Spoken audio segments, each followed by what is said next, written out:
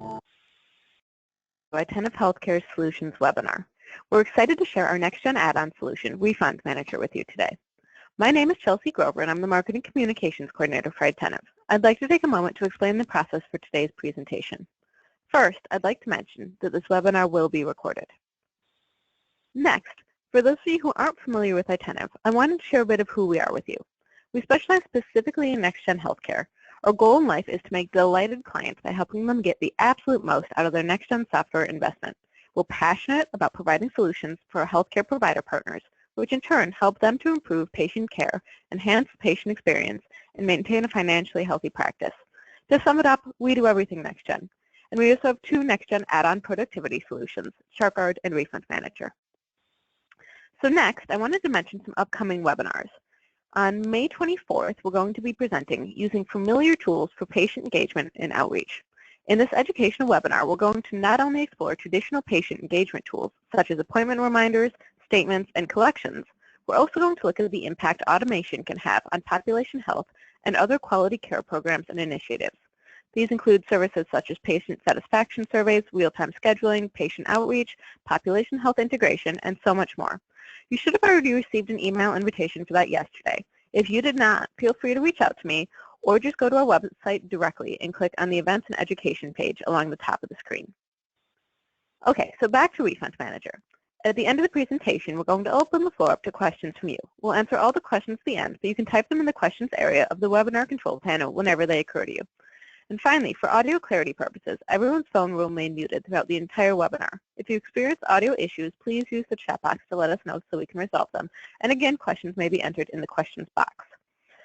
So without further delay, I'd like to introduce our presenters for today. Tom Seco is Itentive's Business Development Manager, and Joe Schultz is Director of Product Solutions at Itentive. So Tom, I'm going to go ahead and pass the webinar off to you. Please feel free to get started when you're ready. All right, thank you very much, Chelsea. And appreciate everyone taking their time today out of the afternoon to learn more about our RefundManager product. As Chelsea stated, we're talking about RefundManager that streamlines and automates the credit balance handling, refund check processing that occurs within your practice. And here's an agenda of what we're going to cover today. We'll talk about what RefundManager is. You'll learn about why practices buy RefundManager. We're going to show you how it works through a demonstration. We'll talk about the various versions of RefundManager, and then at the end, I'll give you a brief overview of who Itentive is, and as Chelsea mentioned, we'll answer any questions that are submitted through the webinar.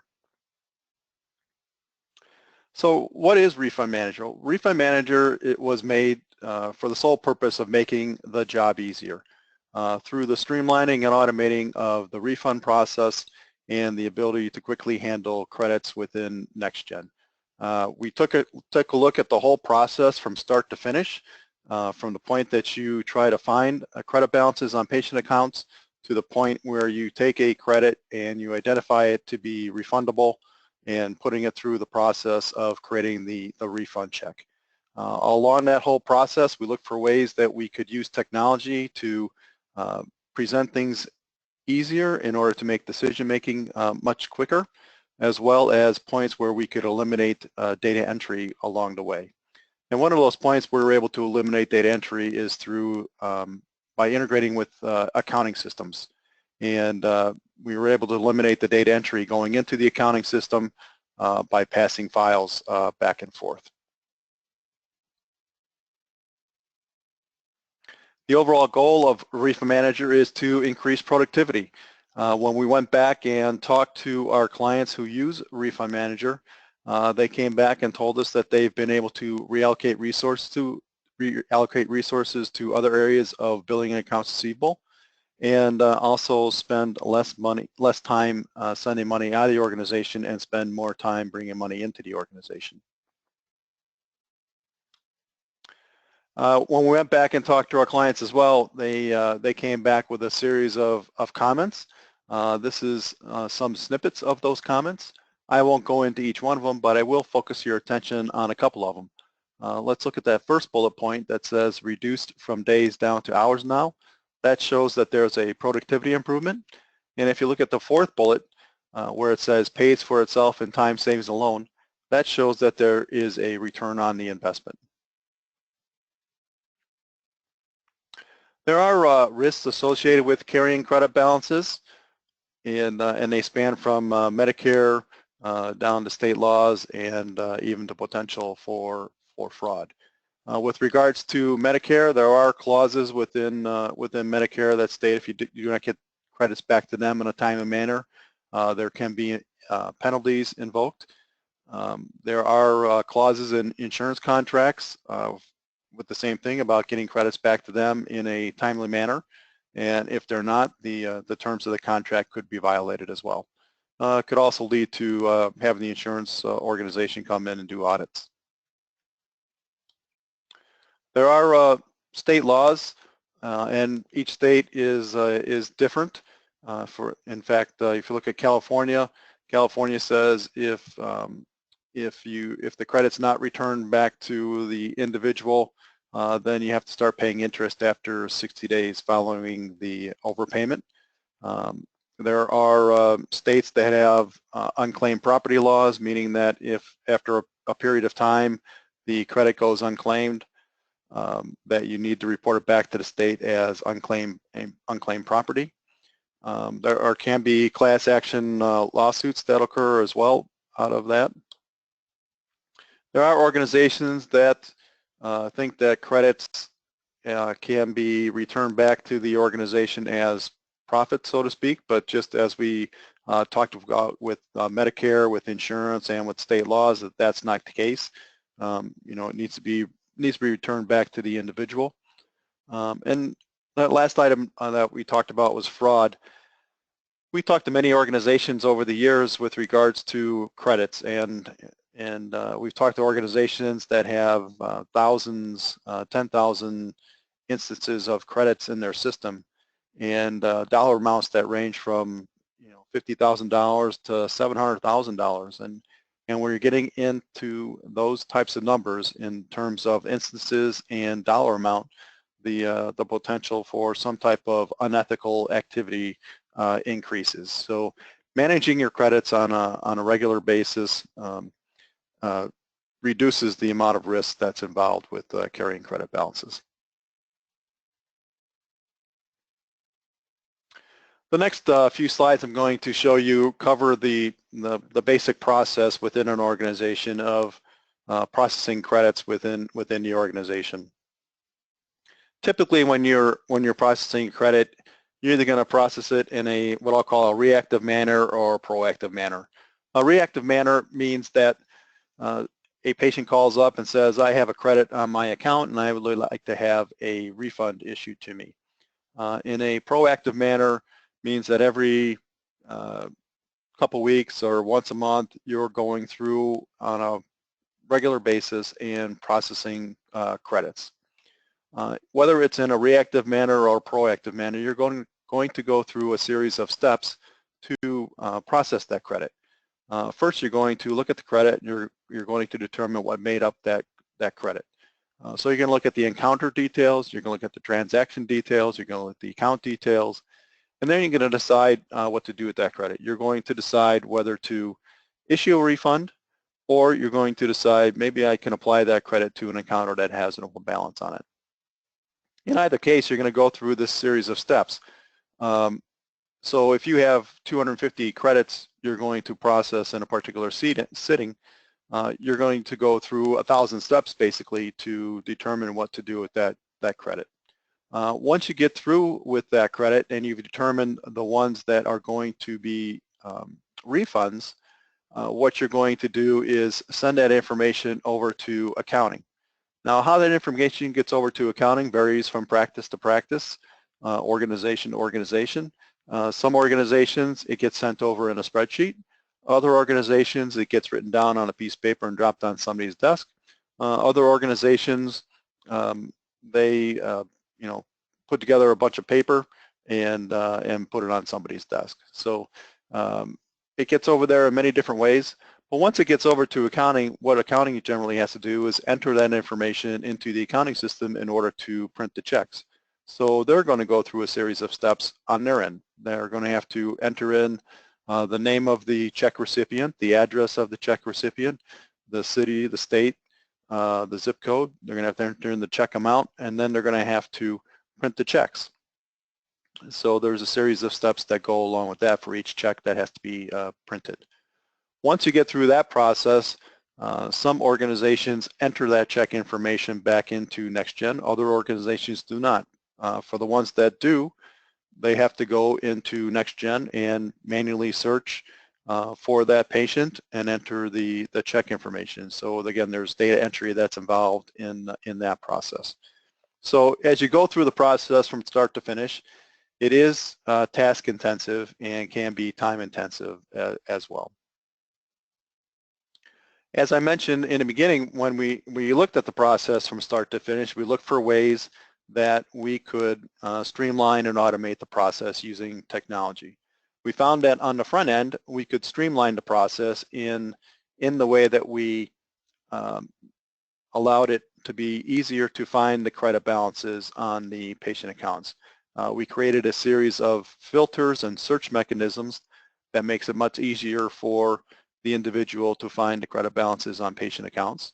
And then the way that we present the information to the individual makes it much easier for them to decide what to do with that credit balance, whether to issue a refund or to apply that credit to an account that has an open balance on it. Now, once you've identified, the ones that are going to be refunded, we found a point where we could eliminate data entry, and that was with the accounting system. So what we've done is we created an interface to the accounting application to eliminate the data entry. So really all the accountant has to do is make sure that there is check paper into printer and that the checks are printing out properly. And then the last point of automation is that we now are able to bring the check information as far as check number, check date, check amount of the printed checks and bring that back into NextGen and update the patient chart in NextGen with that information. So streamlining on the front end and automation on the back end, and you're going to see how this works in the demonstration of the product. There are 3 modules that make up RefundManager, and you're going to see these 3 modules in the demonstration itself. The Credit Scout module is the module that's used by the individuals that are looking for the credit balances. That's the module that finds the credit balances on the patient accounts, gives you the ability to decide what action to take on that credit balance, whether to issue a refund or to apply that credit to an account that has an open balance on it. Or if there's a lot of information in there and you just don't have time to go through to determine if that credit is truly a credit or if it's a credit because of a series of adjustments that were made. If you don't have the time to do that, then you can task it out for further research to the work log manager and work on it later. The second module in the RefundManager suite, and that you'll see this afternoon, is the Batch Detective module. That's the module that brings the refund check information over to the accounting system. So that's where the elimination of data entry occurs. And then the third module is the importer module, and that's the module that brings the printed check information as far as check number, check date, check amount, and updates the NextGen patient chart with that information. So as I mentioned, you'll see these 3 modules in the demonstration. The benefits of RefundManager reduces the time and labor for issuing refunds through the streamlining and automation that we incorporated into the process. It gives you the ability to apply the credit balance to encounters in a practice. It gives you the ability to task it out for further research. As I mentioned, we integrate with many different accounting applications in order to reduce the data entry time. RefundManager documents itself along the way through the process, so it creates notes in order to document the automated activity that occurs. And then, as I mentioned, giving you the ability to update the patient chart in NextGen, giving the front office staff the ability to look at issued payments. In our latest release of Refund Manager, we incorporated several new features into the application. We now have the ability to take a look at the complete financial picture for the Garon Tour across many practices. So if your organization has several practices set up in NextGen, and you can take a look at that financial picture across all the practices. In the same manner, we're able to apply credits among the practices as well. So if you have a couple different practices set up at NextGen, you can apply credit from one practice to the other practice. We're able to find the credits within the multiple practices within a single screen rather than have to go from practice to practice. And same thing with the batches that are created. You can do that across practices from a single screen without having to jump out of one screen to go into another. We also have created a workflow process within Refund Manager, meaning that if you have an approval process within your organization that somebody has to approve the refunds before they can be sent over to accounting, we have the ability to create a requester role, if you will, and an approver role. So one individual will be set up as a requester who can request refunds, and then another individual can be set up as an approver, which would approve the refunds prior to going over to accounting. And then for organizations that have QuickBooks, we have the ability to have multiple checking accounts set up within a single QuickBooks company and be able to have support for that as well. So now what I'm going to do, I'm going to turn it over to Joe Schultz, and Joe is going to take you through a demonstration of Refund Manager. Great, thank you everyone. Thanks, Tom. I appreciate you taking the time this morning or afternoon, depending on what time zone you're in, for joining us today. What I'm going to do for the next 20 minutes or so is take you through how Refund Manager works. We won't cover all the details that we do in training, but we're going to at least give you an idea for the flow of the productivity in Refund Manager. So where we streamline operations, where we automate operations, and so on. Coming up in June of this year is our 12th anniversary of launching Refund Manager, and over that time it's continued to grow. It's continued to take advantage of new features in NextGen, and really it's the only solution out there that does the things it does for your refund and credit handling process.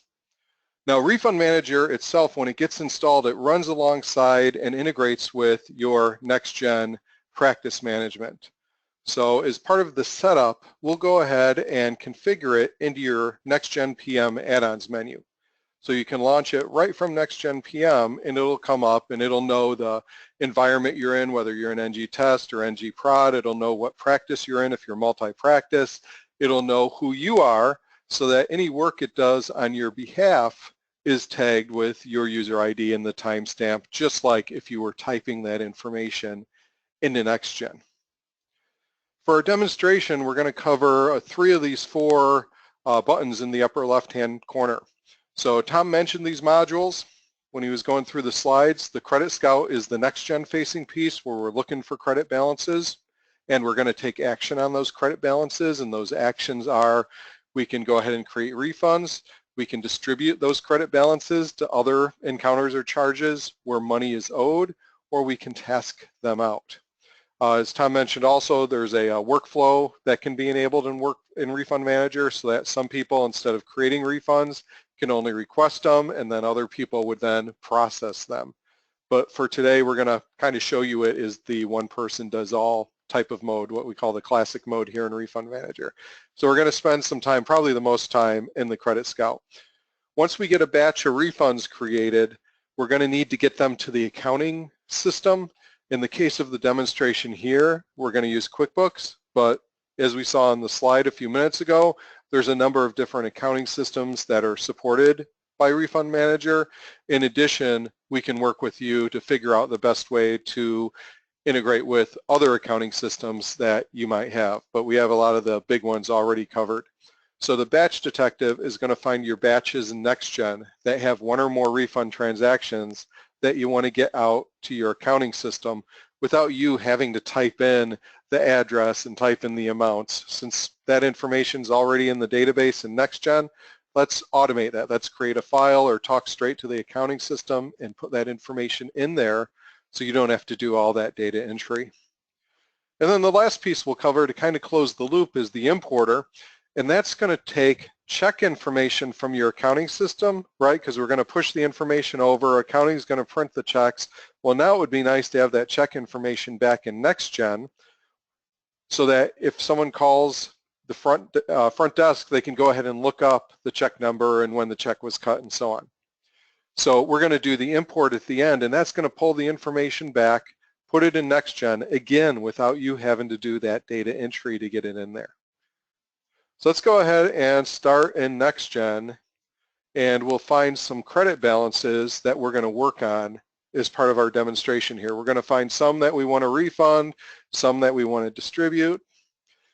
RefundManager, if you do have multiple practices, we work with some groups where it's a CBO type environment where there's many practices. We work with other groups where maybe it's a practice and a surgery center. And we work with some groups that are single practice. RefundManager works great in all these environments. If you do have multiple practices, people are limited to the practices they have access to in NextGen, okay? So we don't give you any additional visual ability to look at things that are in other practices you wouldn't normally be able to see in NextGen. Okay, so for our environment here in our Credit Scout, we've set this up similar to a lot of your NextGen screens where you have your search criteria on the top and your results on the bottom. There's a number of different criteria items along the top here. Occasionally we have people who are looking up specific refunds. So they have the name or the account number or encounter number. They want to plug that in. We have groups that are catching up on their credit balances that have been sitting out there for a couple of years, and they want to work them in manageable chunks, manageable sets of data. So instead of getting 10,000 refunds back, they want to limit it by dates and just kind of work ranges of dates covered forward. We have some filters to help you find which refunds are the easiest. It's kind of like your old college taking or college test taking skills where you'd say, you know, go through the test once, do the simple ones, then go through it again and do the next harder ones. RefundManager can be used that way too. So we'll give you some filters to find the low-hanging fruit and then kind of the harder to reach fruit and so on. So clients have found that very beneficial in the process, again, especially as they're catching up on those credits that have been sitting out there for a number of months and years. Mentioned, it's multi-practice aware, so we can look at a Garon Tour across multiple practices and see what their accounts look like. You can also slice and dice by location, provider, department, financial class, and so on. I'm going to pull up a set of results here, just test patients that we've created over the years. And I'm going to scroll down to a few of them that we've set up that really show the product well in the demonstration. So what we're seeing in the screen right now is a list of Garon Tours. This is kind of the highest level. So it's summarizing for that Garon Tour, even across practices if you're multi-practice, the credit amounts, the patient credit amount, the payer credit amount, and so on. So if we want to see a little more detail, we can go ahead and split this out. And under the Garon Tour, we'll see each practice. In this case, there's only one. We'll see each recipient of the refund, and that'll be either the Garon Tour or one of the payers. And then beneath that, we'll give you a detail down to the encounter. And if you want, under the encounter, we can even give you the charge that has the specific credit in case you only want to refund certain charges. Okay, it all depends on what you're looking for on that day. But the key is here, we're going to give you information about the credits that are in your database that meet the criteria up above so you can take some action on them. If you need a little more data, most people just aren't going to go, yeah, there's a credit, refund it. We have screens in here that mimic the financial summary and account summary in NextGen. Okay, so you can see with the account summary the transactions that have happened to determine if it should truly be a refund. And with the financial summary, you can look really across the bucket totals, right? The patients, the OB 1, 2, and 3, and what's going on there. So for our demonstration today, I'm going to take this credit, this $123 that's sitting out here, that's made up of these 6 encounters, and we're going to go ahead and do a refund. Now, if we just wanted to do one of these, we could click down at a lower level. But if we want to do them all, we just have to click up at a higher level, and the checkboxes underneath get taken care of for us. If we want the display to look a little cleaner, we can turn the headers off. A lot of these fields start to make sense what they are the more you use Refund Manager. So some clients like to turn that off, and as you can see, the screen is a little more optically, aesthetically pleasing to look at. Okay, so we're going to start. We're going to refund Mary and Kelly, who has 6 encounters. So if you think about that, you'd have to go to 6 encounters and do the refund transactions. That one's nice because it is multiple encounters, but it's all patient balance. Well, what does it look like if we have patient and insurance?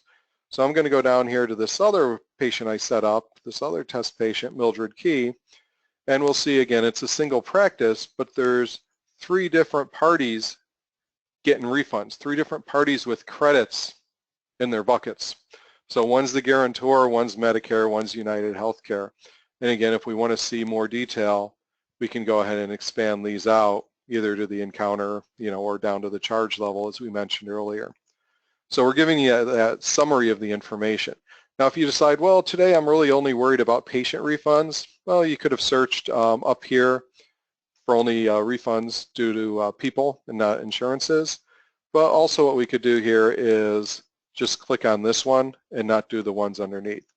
Now, for the sake of the demonstration today, I do want to pump a number of things through here to show you how fast it is to take all these different encounters and credits and create refunds for them.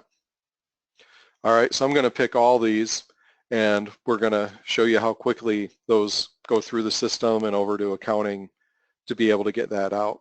Now, as I mentioned before, you can also do the account summary and financial summary on here to validate if you truly do want to do a refund.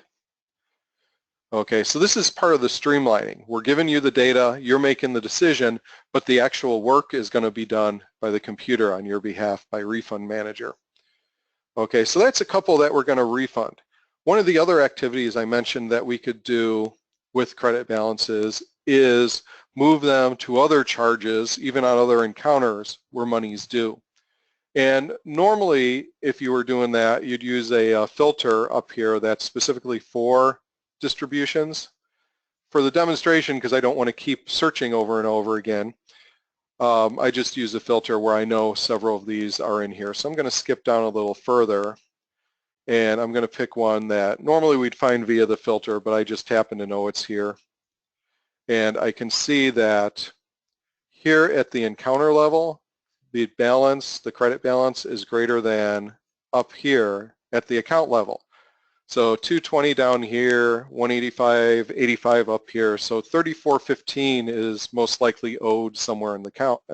So this would be a great opportunity to take part of that $220 credit and move it over to wherever money's owed.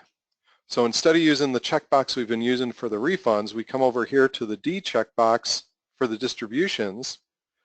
We go ahead, click that, and it'll do that for us. Now, if we want to see what it's going to do, we can right mouse and do distribution preview, and it'll pull up a screen where on the left side of the mouse is where it's getting the money from, and on the right side is where the money is going to. So basically, if we look at this, it's encounter 86,990, this charge, and it's going to move 3415 of the $220 credit over to this other encounter, other charge. Okay, so it's going to set up that transaction for you. Now that's kind of an easy one because it's all within the same practice and there's just one charge due. In order to show you something a little more complex, I set up our test patient Dennis Kramer, who has credits in several practices. So if we wanted to do it automatically, it'll try doing it within each same encounter, moving the credit balance, and then it'll try and move that credit balance within the same practice, and then it'll try and move credit balances between practices by doing a write-off and a payment in the various practices. If we want to control exactly how those movements are going to happen instead of going to distribution preview, we can go to distribution mapping, and on the left-hand side here is all our credits, and on the right-hand side here is all our debits, all the places where money's owed. Okay, so if we know that a balance matches up, we may pick those first, knowing that maybe it was a deposit put in one practice that was going to pay for something elsewhere. So we'll go ahead and do that, and it's going to list and create these sets of transactions down below.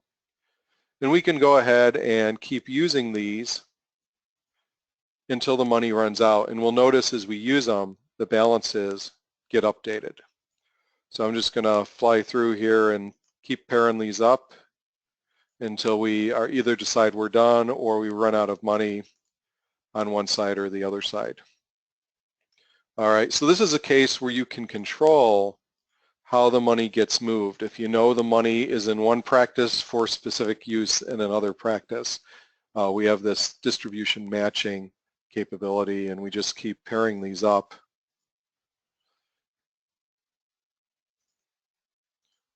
until we use up our money. Okay, so now all these transactions down below are going to be done on your behalf in NextGen. So this is probably, maybe 10, 11 transactions that are going to be done in addition to those refund transactions that were created. Okay, so we have a couple different people that we're going to do refunds for. We have a couple of people that we're going to move the money around for. And as Tom mentioned, in addition to all that, we also have the ability to send things into the work queue, into the work log in NextGen, and task them out. So we can go ahead and use the T checkbox, and it'll go ahead and be assigned to the task that we pick.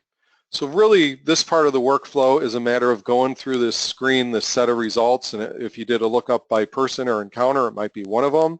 If you're working old stuff, you might get a whole bunch of them, and picking what, if anything, you want to do with those credit balances.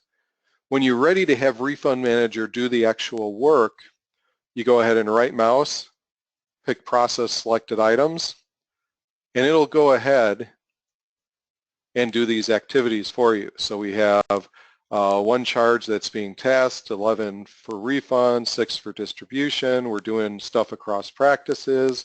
So since we're using multiple practices here, we have our code set for our refunds. We have our code set for our distribution. If it's within the practice, just use a certain code to move it between encounters. If it's between practices, then normally we write it off in one practice and do a payment in the other practice. For our task, I haven't selected a task type yet, so I'm just going to do research encounter because maybe that's one that was messy and we want to come back to that later on, or maybe send it to someone else to do some research on. So it'll remember all these parameters in the middle after the first time you successfully use them, which is why on these the middle one and right ones, they were filled in. So I'm going to go ahead and click Start. And it's going to ask us, do we want to do our 11 refunds? Yes, it's kind of your last chance to opt out before it creates the transactions in NextGen. So it is going in there and creating those transactions for us. We have one set for task. Yeah, go ahead, let's put that in the work log, and then someone else can take care of that later, or myself. And then it's going to do those distributions that we're not going to refund the credits, we're going to take the credits and move them around. So it's going to show you real quick a summary of what's happening. Again, the left side of each line is where it's coming from, the right side it's where it's going. And again, a final confirmation that that's truly what you want. And that's just going to bring up the other screen. So now it's done in a matter of seconds, the task, the refunds, and all those distributions. So what does that look like over in NextGen now that it's done all this work for us? Well, let's pop over here and look at our batch. I'm going to go ahead and post it. And then we'll go into a couple of these transactions and see what's happening. We'll take a look at the distribution first, and then we'll go ahead and take a look at the refund, because we're going to take those refunds now and put them into the accounting system. So I should get my batch listing here in just a second. So as far as NextGen knows, you did this manually, but the good news is you didn't have to. So again, instead of it taking 30 minutes, it took just a couple minutes to put these in. At the top, we have some of our distributions. So if I want to go ahead and I'm going to bring up account 19600, and we'll look at that real quick for a minute. So we go to the account summary, and this was the one that had all kinds of things happening, right? It had the stuff happening within the practice, and it had the stuff being written off to go to the other practice. Okay, so here you can see it was moving around the dollar amounts. If we look at the actual encounter, we'll see there's multiple distributions that use the amount in a couple different places. So here's where it came from, this encounter, this charge, and it was put onto the current encounter and charge. So we had the $45, so we took 32 from one encounter charge and 13 from another one, and that basically zeroed out our $45 for us. So we put these notes in here so that you have it, you know where the money came from, so if you want to go look at the other side. Additionally, we create encounter notes for each one also. So you have that documentation, because when you're moving money around, obviously, especially if you're refunding money, you want that well documented that it's going out. So let's go ahead and exit out of here, and then let's look at a refund. And I'm going to take this one here, this 24351, and we'll see we have our transaction for our refund in the batch that it's in, which is the batch we just posted. We have our note that was created when the refund was done, and there will be another note that we'll look at in a second when we export it. So the distributions we're done with. That work is taken care of. Those transactions are there and posted, but the refunds we need to get into the accounting system so the checks can be cut. So either on the same day or a different day, you can go back into RefundManager and use the batch detective to find those batches that contain one or more refund transactions. And those transactions can still be done manually in NextGen or automatically through the Refund Manager, because the end result is the same kind of refund transaction. So whether you do it manually or automatically, the batch detective can still pull it out and put it into the accounting system. So I'm going to go ahead and pick our batch, and we're going to go ahead and export. So if you think about it, this is the step now where you'd like create an Excel report or drop someone a bunch of paper documents, and then accounting would have to sit there and enter in the address information and enter in the payments. Well, this is going to happen for us automatically. Because we're using QuickBooks, it gives us the option to do some consolidation. Normally the accounting system would do this. If you're using GP, you just print one check per vendor. QuickBooks has some quirks when doing this, so we do this in Refund Manager. So we can take checks that are going to the same entity and consolidate them into a single check going into the accounting system. Okay, so instead of having many different checks, we can break them down. Now, normally what we recommend is the patient ones, you usually always want to consolidate if you're using QuickBooks. The insurance ones, you want to kind of play it by ear depending on how your insurances handle that. Okay. For other accounting systems, again, you'd most likely do this in the accounting system.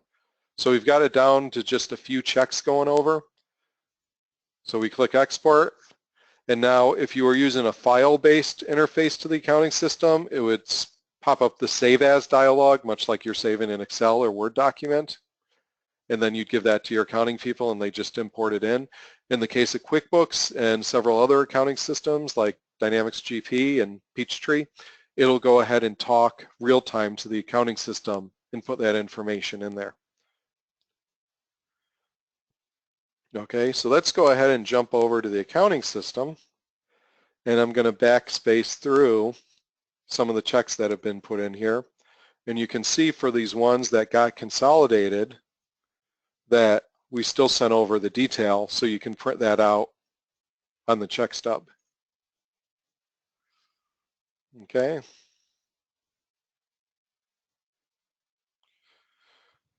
So now accounting would just go ahead and print their batch of checks.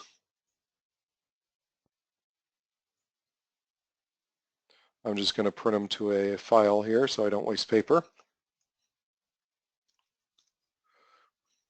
But normally this would go to the printer and then you tell the printer, yeah, these printed okay. And now these all have check numbers. Is the last part of this, we need to get those check numbers and pull them back into NextGen, which, you know, the old days, maybe accounting would print a report and someone would sit there and key those all into NextGen.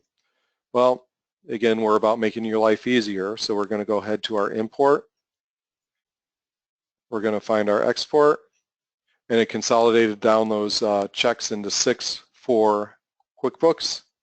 We're going to do an import, and it's going to update all 14 transactions in NextGen. In fact, we can actually go over here into NextGen, and let me move on and off to refresh.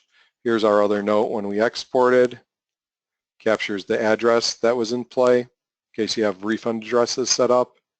And then on our transaction, instead of it saying the batch now, you have the check information out there available to you in NextGen without you having to do all that work. So streamlining and automation, making your life easier, getting those refunds out faster, not having to spend a ton of time sending money out of the practice so you can focus on getting money into the practice. Those are a lot of the end goals of RefundManager and why it's been successful after these last dozen years and continues to be successful. I'm going to go ahead and turn it back over to Tom now so we can go ahead and finish up the presentation. Okay, thank you very much, Joe, for that thorough demonstration of RefundManager. And what generally people ask us what it takes to implement RefundManager, and it takes about 90 minutes to physically install the software in your environment.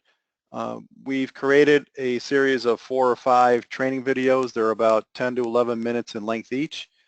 We have you go through the training videos to learn more about RefundManager and the various modules that Joe just showed you in the demonstration.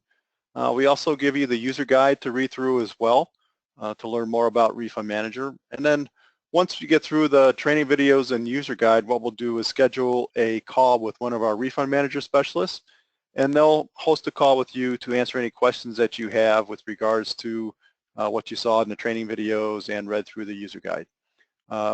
Once you get through that call, then what we'll do is schedule a time to train you in your environment on RefundManager. And once you feel comfortable with the process in your test environment, what we'll do then is point it over to your production environment, and we'll be on the phone with you there, walking you through the first few batches of credits in your production environment as well to make sure everything goes smoothly.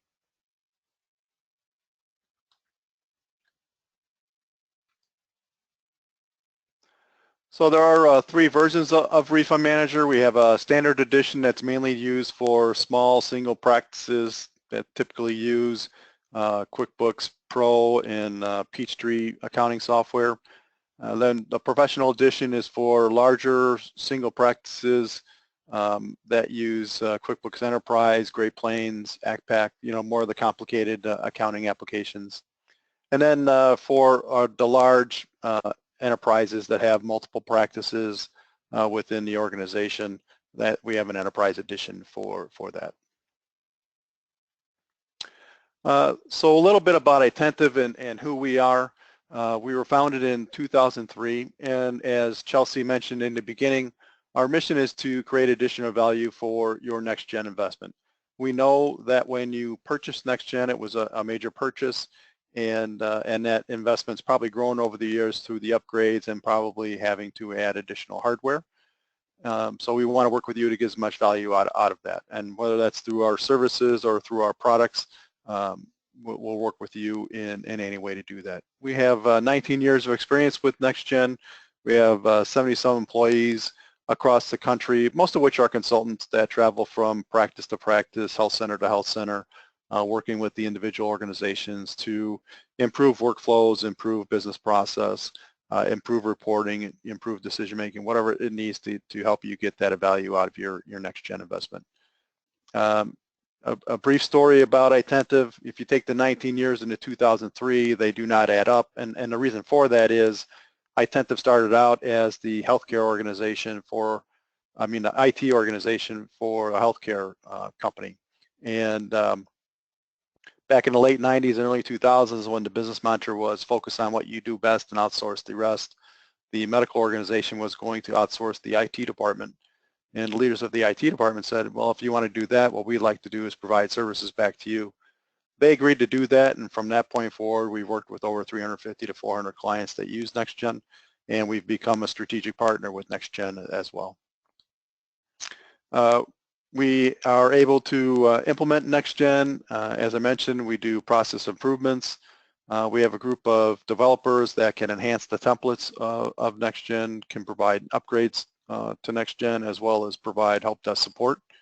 We have a group of technology folks that can provide IT managed services, meaning that we can support your infrastructure, your desktops, your laptops, your local area networks, your servers, and things like that. We also have our own data center where we house, we can host our clients as well. And then we have a group of developers that develop productivity tools, of which RefundManager is one of those productivity tools that we showed you today. We also have ChartGuard, which is a business continuity, downtime preparedness tool. And basically what that is every night ChartGuard runs, goes out to your database, looks to see what patients are scheduled to come into each of your office locations the next day. It then pulls down the chart information for each of those patients, puts it into a file, and then sends it out, those files out to a computer at each of your locations, so that that chart information, patient chart information, is there locally resident. In the case that that particular location loses access to NextGen. If that location does lose access to NextGen, what happens is the providers and staff at that location can go to that PC and get the chart information off of there and continue to see their patients with minimal disruption. And then we have a version of ChartGuard called ChartGuard Archiver that is there for long-term storage of those charts as well. And now we'll take any questions that you have. As Chelsea mentioned, enter any of the questions into the chat box down at the bottom of the webinar screen. Thank you very much for taking the time today. Okay, thank you, Chelsea, Tom, and thank you. Perfect, thanks. Can you hear me? Yes. Okay, perfect. I've been having weird problems with the mute button today. Thank you for taking the time to explain that, and everybody for joining us today. Again, if you have questions, you can type them in the questions area of the webinar control panel. And Joe and his team are the people who actually created the software and wrote the code and everything. So if you have questions, tricky questions, now's the time to ask them. Try to stump them. I dare you. And if you think of them later, feel free to reach out. You see both Tom and Joe's information up on the screen. You can also reply to my emails, my invitations to webinars, and any way you can get a hold of us, just let us know. We're really here to help, and we love to answer your questions. So at the moment, it looks like we only have 2. So if you have them, now's the time to ask them, and I'm just going to start with the ones that we have. So what is the install process like, and how much training is required? Okay, I'll go ahead and jump in with that one. This is Joe. The installation process is very straightforward for an out-of-the-box installation. We can normally complete it for something like QuickBooks in under 90 minutes, something like GP, Dynamics GP, a little bit longer, just because there's a piece of middleware required for that. And then once we have that in place, we'll work on your workflow with you and GL mapping, things along those lines. And that kind of feeds into the training piece. For the training, we provide a user guide and training videos for you to take a look at those. And then rather than just like saying good luck with those and best wishes, we'll do a call with you that'll range anywhere from an hour to 90 minutes to run your first refunds through the system. And we kind of make sure everything's integrated properly and that you understand the processes and everything's working as you desired. So it's a high-touch approach. We want to give you the tools so you can look at stuff and learn stuff, but we'll also be there with you to help you out and make sure you have a successful implementation. Thanks, Joe. Next question. We use Citrix. Can we still use your product? RefundManager from the beginning was designed to run both on PCs and in Citrix/terminal servers/remote desktop type environments. So the answer is absolutely yes. You can use it in a mixed environment or in either one. Perfect. Thanks, Joe. Looks like we got another question. What are the best filters to use when doing the patient refunds? Example, single entry, 1 or 2. Okay, that's a great question, and that kind of gets into the methodology and what you're trying to do with RefundManager. If you're working through old credits that have been in your database for a while and you're just trying to get caught up now that you have RefundManager deployed, we'd recommend starting with something called all entities, which means that all the buckets, patient, COB 1, 2, and 3, are either 0 or in a credit state. And those are your lowest hanging fruit typically because everyone's paid and any credits that are left are most likely a true credit. Now, single entity, what that gets into is any one bucket. So if there's a credit in COB2, that credit needs to persist across the other encounters on the account where money's owed for it to show up in the results. Okay, and those ones you got to look at a little closer and decide, well, you know, is something up with that credit or is that a candidate for a distribution? And the single entity and single entity 2, the single entity 2 is just a refinement of the filtering so that it drops out stuff that might be balance control issues, which would be like credited $10 in one bucket and a debit of $10 in the other bucket, right? Where you have those matching amounts of positive and negative. So it'll drop those out. And then we have some other filters and we have an option where you can set no filters if you're just looking for a specific refund on a specific charge, but you don't care about everything else going on the account, which occasionally people just need to get a refund out the door. Then you'd put in the no filters and you would go ahead and set either the encounter number or the patient's name and do that search. Great, thanks, and Joe. again, yeah, we'll work with you on the installation for all this. So for those who are listening to that explanation, don't get scared. You might have lost me a little bit, so don't feel bad if you were lost too. Next question. In the newest edition of RefundManager, will it be able to tell the difference between the actual patient credit and an insurance credit? RefundManager uses where the credit exists to see who it belongs to. So if it's in the patient bucket, it'll go to the patient. If it's in COB1, and let's say United Healthcare is the COB1 payer, the primary payer on that, then it'll go to that one. This is part of the reason why for the Credit Scout in RefundManager, we say it's streamlining rather than automating. Automating in kind of our world would be, hey, it did all these refunds for you without any input from you. The streamlining is we still require your experience and intelligence to take a quick look at these and decide what to do with them, if anything. So we know some practices, things get misposted all around, and that gets really difficult to tell where it should have been. And that's part of the reason we give you the other screens that mimic NextGen, such as the account summary and financial summary, to kind of get an idea of what's been going on in there. Okay, great. Well, it looks like that's all the questions that we have, but if you think of any, again, please don't hesitate to reach out to us. Tom and Joe, thank you both for doing this demonstration, and for everybody who joined us today, thanks for taking an hour of your day to spend with us, and hope that you have an enjoyable rest of your day and a great rest of the week. Thank you, everyone. Thank you, everyone. Thank you.